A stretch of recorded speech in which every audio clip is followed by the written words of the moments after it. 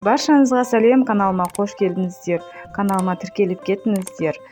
Бүгін үй жағдайында фунчузаны қалай жасау керек, соның жайында айтатын боламын. Жасалу жолы өте оңай, тез әрі дәмді болады. Ал жасалу жолына келетін болсақ, ең алдымен сәбізімізді осылай өткіштен өткізіп аламыз. Одан кейін бұрыштар қосамыз. Бізде мына жерде қызыл жасыл бұрыштар, қыздар менде ол қысқа сақтаған бұрыштарым холодильниктен алып осылай турай салдым.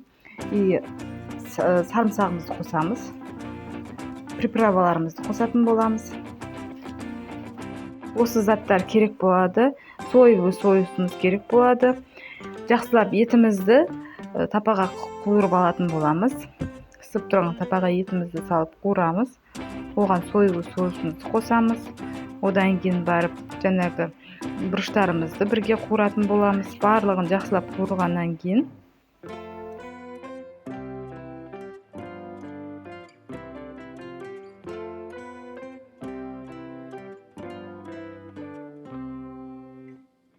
міне осылай қуыратын боламыз. Және де чесногымызды саламыз, тоже дәм береді, өте дәмді болып шығады.